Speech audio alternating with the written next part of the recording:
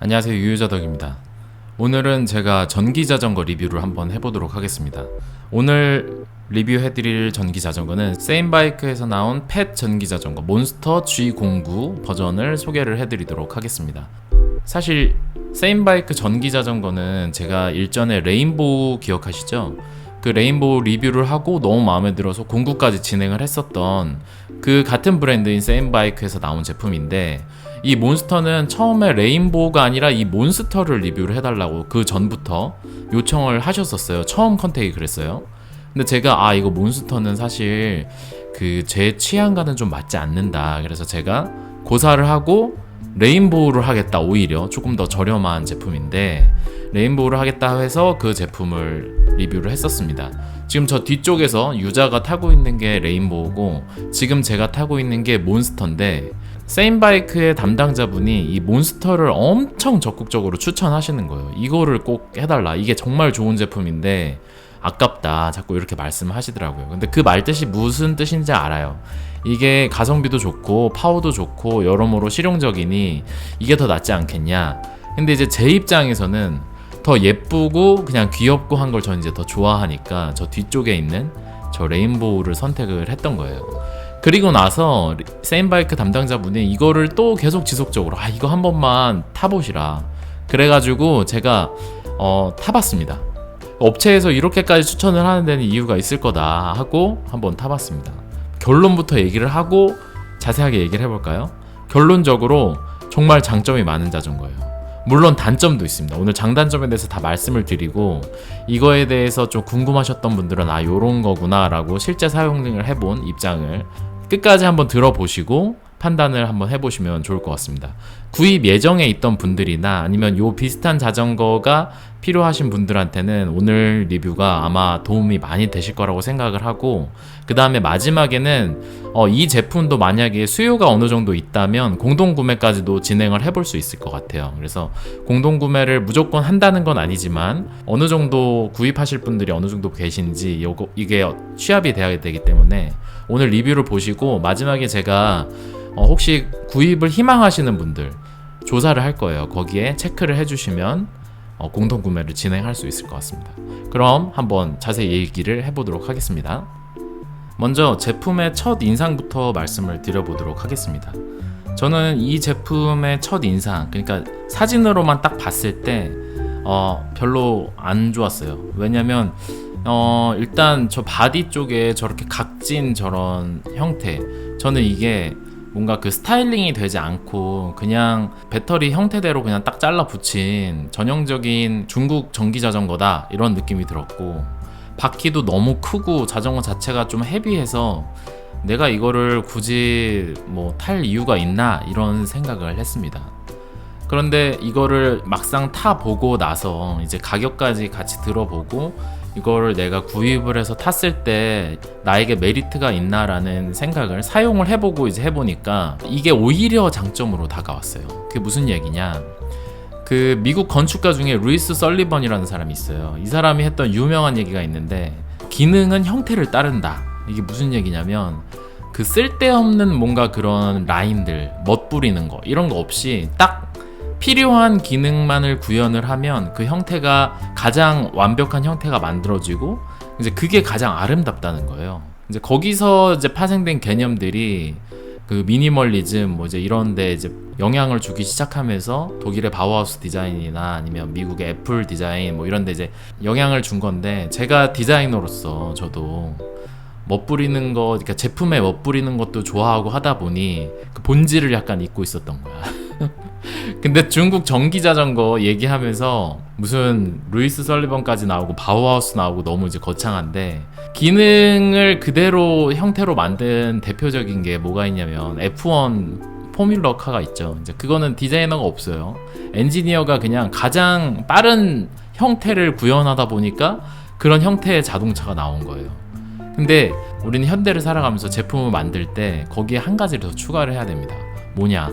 소비자 가격과 마진, 이거를 포함을 시켜야 돼요. F1은 돈 생각 안 하고 그냥 일단 빠른 자동차를 만들자 하고 만든 거고, 거기에 이제 가격까지 들어오기 시작한 게 이제 우리가 타고 다니는 자동차들이죠. 그런 가격을 같이 조합을 해서 생각을 했을 때 가장 가성비 있고 효율 높은 형상을 만든다 라고 하면 저 뒤에 있는 레인보우보다 요 앞에 있는 몬스터가 사실 맞는 거예요. 제조 단가나 제조 속도 이런 것들을 다 낮추기 위해서 그 배터리 모양에서 크게 벗어나지 않는 저 네모 반듯한 모양으로 프레임을 만들고 조립을 하고 한 거죠. 그렇게 하니까 이 훨씬 고사양의 이런 자전거를 이렇게 저렴한 가격에 만들 수가 있는 거예요. 그러니까 나는 예쁘면 물론 좋지만 예쁜 거 굳이 필요 없다, 나는 성능이 더 중요하다 라고 하면 이 몬스터가 맞는 거예요, 사실.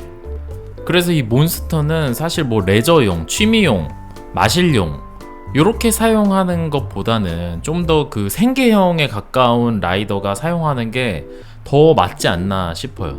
그런 레저용으로 할 땐 아무래도 멋이 더 중요하잖아요. 예쁜 거, 효율성보다는 이제 그런 게 더 중요한데, 그냥 출퇴근하거나 아니면 배달하거나 그럴 때는 그런 게 무슨 소용이에요. 그런 것도 물론 이제 있으면 금상첨화지만 굳이 그런 것보다는 효율성 좋은 게 훨씬 좋지 않습니까? 제가 이걸로 출퇴근을 하면서 느낀 거예요. 근데 그렇다고 해서 얘가 막 너무 못생겼다 뭐 그런 얘기는 아니에요. 저희 회사에 있는 제품 디자이너들한테 제가 이걸 물어봤어요. 그랬더니 자전거를 안 타는 사람들은 좀 투박하다, 약간 너무 남성적이다, 그렇게 얘기하시는 분들이 많고, 남자 디자이너들은 괜찮은데요? 하는 사람들이 또 있더라고요. 근데 전기 자전거로 출근하는 사람들이 몇 명 있어. 그 사람들한테 물어봤어요. 그랬더니 이거 둘 중에 뭐 할래요? 이렇게 물어봤더니 전부 다 몬스터 한대. 왜 그러냐? 이 사람들은 전기로 출퇴근을 하면서 그걸 느낀 거야. 야, 예쁜 거 그렇게 중요하지 않다. 배터리 오래 가고 파워 좋고 승차감 좋은 게 훨씬 좋다. 그래서 저는 이거 할 것 같아요. 가격 얘기했어. 이게 더 비싸, 이만큼 더 비싼데 그 정도는 괜찮대. 그래서 다 저걸 선택하더라고요. 그리고 저도 지금 초반에 말씀드렸다시피 실제로 이걸로 출퇴근을 해보니까 선택하려면 이거 하겠어. 제품 리뷰한다더니 지금 7분 동안 쓸데없는 얘기만 하고 있는데, 그래서 몇 와트인데, 배터리가 그래서 얼마나 큰데 궁금하시죠? 그런 스펙 비교도 물론 보여드릴 겁니다. 그런데 그거는 제가 상세 페이지 링크를 달아 놓을 테니까 거기 가서 보시는 게 아마 조금 더 보기 편하실 것 같고, 그것보다는 실제로 사용을 하면서 느낀 거, 그 다음에 배터리도 스펙상에 적혀 있는 거 말고, 그래서 실제로 주행을 하면 몇 킬로 가는데, 얼마나 빨리 다는데, 요런 거 위주로 오늘은 얘기를 좀 해보려고 합니다. 자, 오늘 자전거로 출퇴근할 건데 현재 100%로 돼 있고, 저는 파스를 이용하지 않고 100% 스로틀로만 갈 겁니다. 페달링을 섞어서 가면 더 배터리를 절약을 할 수 있겠지만, 오늘 테스트는 내 힘을 전혀 들이지 않고 가면 몇 킬로나 갈지, 그게 주 포인트이기 때문에 페달링을 거의 하지 않고 가도록 하겠습니다. 오르막길에서도 웬만하면 안 하고 가도록 하겠습니다. 그리고 현재 시간은 8시 10분, 한 5km 정도는 공도로 가야 돼요. 그래서 신호가 좀 있을 예정이고, 그 이후부터는 자전거 도로로. 아침 출근 시간에 차로 가면 한 50분 정도 걸려요. 50분 걸리는 코스를 자전거로 가면 얼마나 걸릴지. 이렇게 인도 위에 자도가 있는 경우에 보통 로드로 갈 때는 그냥 공도로 간단 말이죠. 로드가 빠르니까. 얘는 시속 25km까지밖에 못 달리기 때문에 공도로 가면 그 차들한테 너무 민폐죠. 또 출근 시간에 막 다들 급한데 너무 그 교통 흐름을 방해할 것 같아서, 이럴 때는 웬만하면 이렇게 그냥 인도 위에 있는 자도로 갑니다. 그리고 보시면 아시겠지만 별로 사람이 없어요. 여기가 지금 오르막이거든요. 살짝 오르막인데 25km는 문제 없이 올라가고 있습니다. 사실 이런 게 중요하지. 그 출력이 약한 전기 자전거 같은 경우엔 오르막을 갈 때 이 등판 능력이 떨어지기 때문에 속도가 확 떨어져요. 근데 얘는 일단 요 정도는 뭐 가볍게 올라갑니다. 이런 데죠 뭐. 사실 생각을 못했던 건데 이 출퇴근길에 공도는 자동차들이 너무 가득해가지고 타기가 좀 부담스럽고 이렇게 인도위에 있는 자전거 도로 요런 데로 이제 많이 가게 되는데 이런 데 특징이 뭐냐면 길이 안 좋아요. 그리고 저 자전거 길 위에 보행자들이 너무 많기 때문에 이렇게 인도랑 자전거 길이랑 막 왔다 갔다 사람들 피해가면서 가야 되거든요. 그러다 보면 도로 상태가 그 자전거 전용 도로처럼 그렇게 매끈하지가 않습니다. 막 턱도 많고 뭐 밟아야 될 거 구멍도 많고 여러 가지로 악조건인데 바퀴가 팻 타이어잖아요. 거기다가 앞뒤에 풀샥이 있어요. 그러니까 이 로드로 갈 때랑은 전혀 다른 완전 새로운 느낌, 부담이 전혀 없는 그런 느낌이에요. 물론 저런 데선 이렇게 막 빨리 달리진 못하죠. 그렇지만 속도보다 더 중요한 건 저런 데서는 이렇게 안정감 있게 갈 수 있는 거. 이게 사실은 이거를 타보기 전에 사실 상상을 못했던 부분이에요. 그냥 자전거 도로만 쭉 뻗은 도로만 이게 얼마나 달리고 배터리 효율이 어느 정도고 사실 그런 부분만 생각을 했었는데 요거 하면서 느낀 것 중에 가장 큰 그 포인트가 사실 저는 여기였습니다. 그리고 나서 이렇게 좀 좋은 자전거 도로가 있는 쪽으로 빠져나오게 되면 이제 조금 더 편하게 갈 수 있지만 사실 우리가 출퇴근하거나 아니면 뭐 배달하거나 이런 목적으로 요 자전거를 타시는 분들한테는 그 전부 다 이렇게 그냥 쭉 뻗은 지금 보시는 것처럼 이런 자전거 도로만 간다는 보장이 없지 않습니까? 그러니까 제가 그 기존에 타던 어떤 작은 바퀴의 귀여운 이런 것들은 이런 목적에는 사실 맞지 않는 거죠. 이제 자전거 도로로 가야 되는데 여기서부터는 진짜 한참 가야 되거든요. 한 10km 정도? 10km 정도 가야 되는데 25km 속도가 조금 느릴 수 있어요. 그래도 한번 가보겠습니다. 와, 네, 이제 자전거 전용 도로로 들어왔습니다. 지금부터 대략 한 10km 정도는 이제 저 상태로 가게 됩니다. 그러면 신호가 없이 이제 쭉 가야 되잖아요. 그러면 이제 사실상 쓸 일이 없기 때문에 제 오른손으로 하고 있는 저 스로틀 저거를 이제 계속 엄지손가락으로 누르고 가야 되는데 손이 아프니까 저럴 때는 크루즈 컨트롤 기능이 있습니다. 저 왼쪽에 있는 저 방향키 저거를 밑으로 꾹 누르고 있으면 크루즈 컨트롤이 켜져요. 그러면 손을 뭐 조작을 안 해도 더 뭐 스로틀을 당기지 않아도 그냥 25km 속도로 쭉 갑니다. 그러면 페달 굴릴 필요도 없고 저렇게 지금 보시는 것처럼 편하게 가시면 돼요. 저러다가 이제 브레이크를 잡으면 브레이크가 그냥 물리적으로 멈추는 게 아니라 전자식하고 연결이 돼 있어요.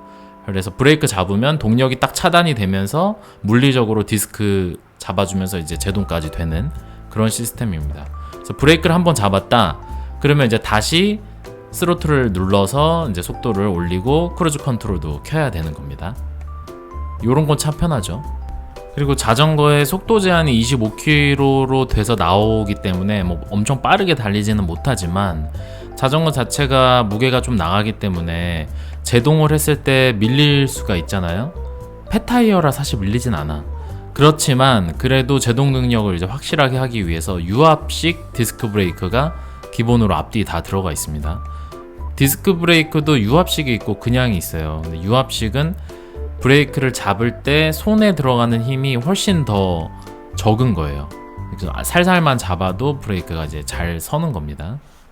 그리고 이제 폐타이어에다가 디스크 브레이크까지 들어있기 때문에 제가 이거가 생계형으로 좋다라고 아까 말씀드렸던 이유가 겨울철에 이제 눈이 오거나 살짝 빙판이 생기거나 할 때는 뭐 안전한 이동수단은 없지만 그래도 상대적으로 조금 더 안전한 걸 찾자면 그럴 때도 이게 훨씬 나은 거예요. 좀 무게도 있고 타이어가 두껍고 그 다음에 저 타이어 표면을 보면 이렇게 매끄러운 로드처럼 접지력이 높은 것보다는 스레드라고 하나요? 그 홈 파여있는 홈이 거칠게 돼 있어서 그런 험로를 다닐 때 훨씬 더 안정감 있게 다닐 수가 있게 돼 있습니다.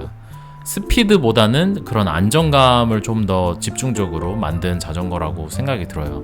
그래서 겨울철에 타야만 하는 그런 생계형 자전거로도 이게 더 낫다라는 생각이 든 거죠, 사실. 근데 이제 또 타다 보면 또 경사가 심한 구간이 나오잖아요. 그런 구간이 나와서 어느 정도 또 힘을 발휘하는지 한번 테스트를 해봤습니다. 살짝 멈췄다가 출발. 꽤 고각이거든요. 여기는 지난번 레인보우 같은 경우에는 페달링을 하지 않으면 올라갈 수 없는 정도의 경사예요. 한 10% 정도 되지 않나 싶은데 10% 더 될 수도 있고 상당히 고각인데 한 10 정도? 속도 한 10 정도로 꾸준하게 올라갈 수 있었습니다. 그렇게 도착을 했습니다. 회사에 도착을 해서 배터리 소모 양이랑 대략적인 형태를 한번 보면서 이야기를 좀 드려보도록 하겠습니다. 네, 이거는 100% 충전되어 있는 상황에서 제가 오늘 18km를 주행을 한 후에 지금 상태입니다. 81%니까 거의 뭐 1%에 1km 정도. 그다음에 기아 변속기가 있어요. 기아 변속이 1단에서 7단까지 변속이 가능해요. 전기가 꺼진 상황에서도 꽤 속도를 낼 수가 있습니다. 요게 1단으로 되어 있는 것들이 있는데 이런 것들은 전기가 없이는 한 20km까지 밟는 것도 힘들거든요. 근데 이거는 7단까지 있어서 꽤 유동적으로 밟을 수가 있습니다. 스로틀 당연히 준비가 돼 있고 그 다음에 좌우 깜빡이가 돼요. 그 다음에 크락션, 전자식 크락션이 되고요. 그 다음에 하단부에 이렇게 키를 꽂아야 운행이 가능합니다. 그리고 전면부에서 보면 헤드라이트가 있고 헤드라이트를 이렇게 가릴 수 있는 가림막이 있습니다. 유압식 디스크가 앞뒤에 모두 달려 있고요. 앞쪽 서스펜션, 뒤쪽 서스펜션 모두 다 달려 있습니다. 그 다음에 접이가 가능하고요. 한 번, 두 번. 그래서 두 번 접이가 가능하고 요거까지 이렇게 내리면 어느 정도 폴딩은 되는데 이거를 가지고 뭐 접어가지고 브롬턴처럼 가지고 다니는 건 상당히 어렵습니다. 지금 휠을 보세요. 이게 제 발인데 이렇게 두껍습니다. 저게 타이어가 크진 않지만 두껍고 몸집도 생각보다 굉장히 큽니다. 그렇기 때문에 접어서 승용차에 실을 수는 있어요. 거기에 의미가 있는 거겠죠. 실을 수는 있지만 브롬턴처럼 가볍게 이거 실어가지고 그냥 이렇게 깔끔하게 끌고 다니고 요런 거는 좀 어렵습니다. 마트 안에 뭐 이렇게 접어가지고 끌고 들어간다거나 이런 거는 생각 안 하시고 타시는 게 좋고, 그 다음에 어쨌든 접히기는 접히니까 만약에 내가 이걸 계속 365일 타는 게 아니라 겨울철에 안 탄다거나 할 때는 또 접어서 한 켠에 또 보관하기에는 좋습니다. 그냥 아예 안 접히는 것보단 그래도 접히긴 접히는 게 보관하기에 조금 공간을 덜 차지하니까 훨씬 낫기는 하죠. 자, 그렇게 해서 이제 복귀를 했는데 똑같은 길로 복귀를 했거든요. 갈 때 한 16에서 18km, 뭐 길 건너고 이런 것 때문에 약간 오차가 발생하지만 어쨌든 16, 18km를 가는 동안 19%를 사용을 했어요. 그러니까 뭐 거의 뭐 1km에 1% 이러면 뭐 완전 땡큐죠. 페달링을 하나도 안 했는데. 그런 논리대로라면 뭐 대략 한 100km 간다, 스로틀 땡기고, 이거는 대박이거든요. 진짜 많이 가는 거라서 와, 이거 진짜 장난 아니다, 너무 좋다 생각을 했는데, 이게 집에 돌아오니까 배터리가 66%가 소진이 됐어요. 그러니까 갈 때는 18, 19% 소진이 됐는데 돌아오는 길에는 뭐 3, 40%를 사용을 한 거예요. 그러니까 이게 배터리가 완충 상태일 때 소진되는 거랑 중간을 넘어간 다음에 소진되는 속도가 좀 많이 다른 것 같습니다. 아니면 이런 걸 수도 있어. 이게 스로틀을 누르고 달리다 보면 막 배터리가 50%, 60% 이렇게 돼 있다고 칩시다. 50%라고 돼 있다고 칩시다. 그러면 이거 스로틀을 탁 놓고 자전거를 세우잖아요. 그럼 50%였던 게 갑자기 막 65% 이렇게 변해요. 그러니까 배터리에 현재 남아있는 그 전류의 잔량을 정확하게 보여주지 못하는 것 같아요, 이게. 그래서 제가 제조사 측에 문의를 했는데 이거 왜 그런 거냐 그랬더니 아무래도 그 배터리의 성능이 문제가 아니라 그 배터리를 체크하는 소프트웨어랑 그 메저링에 이제 아무래도 좀 저렴한 부품이 들어간 것 같아요. 이거는 이 녀석 문제뿐만이 아니라 제가 지금까지 타본 다른 전기 자전거들, 비교적 그 저렴하다고 하는 이런 전기 자전거들에서 공통적으로 나오는 문제인데, 이번 몬스터도 그런 부분에서 이렇게 고급화가 이루어지진 않은 것 같습니다. 그게 조금 아쉬웠어요. 그 다음에 배터리 부분. 배터리를 충전하려면 자전거를 물론 그냥 통째로 끌고 가서 충전기를 그냥 바로 꽂을 수 있어요. 배터리 분리 없이. 그렇게 충전을 할 수 있는데, 배터리를 분리를 해서 충전을 해야 되는 분들이 있잖아요. 자전거를 집으로 가지고 들어갈 수 없는 경우, 그럴 경우에는 배터리를 분리를 해야 되는데 분리하는 게 간단하지가 않습니다. 그냥 어떤 다른 브랜드 자전거들 보면 뭐 안장만 쉽게 뽑아버린다든지 아니면 배터리만 바로 탈착하는 게 간단한 제품들이 있는데, 얘는 배터리를 빼려면 몸체 중간을 접어야 돼요. 그런 다음에 배터리를 빼야 되기 때문에 배터리 빼는 게 조금 번거롭다. 그게 단점인데, 이게 단점이자 장점입니다. 사실 길거리에 그냥 세워놔도 그 배터리를 도난 당하기가 쉽지가 않아요. 이거를 빼려면 막 복잡하니까. 근데 이제 다른 애들은 내가 뺄 때 편리한 대신 도난 당하기도 쉽다. 이제 그런 장단점들이 존재하는데, 뭐가 옳은지는 모르겠습니다. 저 같은 경우에는 자전거를 통째로 집으로 들고 들어갈 수 있기 때문에 그게 막 엄청 부담스럽게 느껴지진 않았는데, 배터리를 빼야만 하시는 분들한테는 조금 번거로울 수 있습니다. 그리고 전원을 키는 전원 키가 있어요. 자동차 키처럼 키를 꽂아서 돌려야 전원이 켜집니다. 이거는 레인보우에는 없던 방식이에요. 그래서 길거리에다 주차를 해놔도 다른 사람들이 이걸 훔쳐가지 못하게 하기 위해서 이게 생긴 거라서, 저는 실제로도 바깥에다가도 많이 그냥 주차를 해놨습니다. 물론 이거를 전기가 안 들어와서 문제지, 그냥 페달링하고 가면 도난 당할 수 있기 때문에 번호키로 묶어놓기는 했습니다만, 어쨌든 그 키가 있어야지만 전기 자전거를 이용할 수 있다는 점, 그게 이제 보안상으로는 도움이 됩니다. 자, 그런데 그 키의 위치가 진짜 웃겨요. 이게 자전거 밑에 쪽에다가 키를 꽂아야 되거든요. 오토바이처럼 뭐 핸들 쪽에다 꽂는 것도 아니고, 그 다음에 내가 봤을 때 키가 보이는 탑튜브 위쪽에다 꽂는 것도 아니고 밑에다 꽂아야 돼. 그러니까 이거 구멍에다 넣을 때 구멍도 잘 보이지도 않고, 그러니까 막 이렇게 더듬더듬 하면서 이 키를 꽂아야 돼요.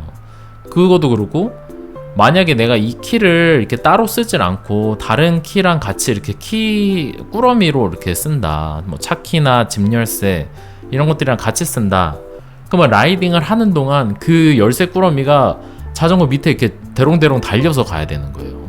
그런 걸 생각하면 얘는 다른 키 꾸러미랑 같이 이렇게 사용하는 건 조금 어렵지 않을까, 단독으로만 사용을 해야 될 것 같아요.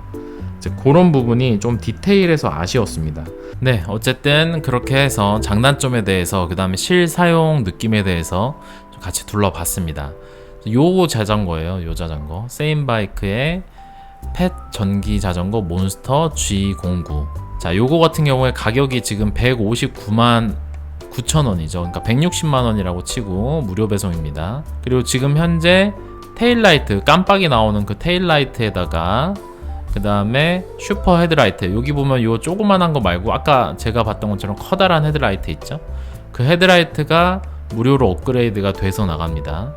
그 상태로 이제 나가게 되는데 160만원. 공동 구매를 하게 되면 한 10만원 정도, 제 생각에 한 10만원에서 뭐 조금 더 해주시면, 만약에 구입자가 진짜 많다 그러면 뭐 그것도 좀 더 할 수도 있고, 하여튼 그거는 인원 봐서 좀 협상을 할 수 있을 것 같은데, 그 정도 선에서 만약에 이거를 공구를 하게 되면, 공구에 참여하실 의사가 있다 하시는 분들은 제가 요 밑에다가 그 링크를 하나 달아 놓겠습니다. 그 링크에 가셔서 공구 참여 의사 있다 그렇게 체크를 해주시면, 그거 하셨다고 해서 뭐 무조건 사야 되고 그런 건 아니에요. 그렇게 되면 제가 그거 가지고 업체랑 이야기를 해서 정확한 뭐 가격이나 구성 뭐 이런 것들을 좀 정해서 일정이랑 이런 것들을 이제 협의를 좀 해야겠죠. 해서 공구 영상을 따로 만들어서 또 올려보도록 하겠습니다. 근데 뭐 생각보다 참여하실 분들이 별로 없다 그러면 뭐 괜찮고, 그러면 이제 안 하도록 하고 그렇게 해보도록 하겠습니다. 이렇게 상세한 내용은 여기 요 본문 페이지를 좀 달아 놓겠습니다. 거기 들어가셔서 한번 비교해 보시고 제 영상 참고하셔가지고 좀 고민해 보시고, 공구에 참여하실 분들은 공구 참여하시면 될 것 같습니다. 네, 감사합니다. 유유자덕이었습니다.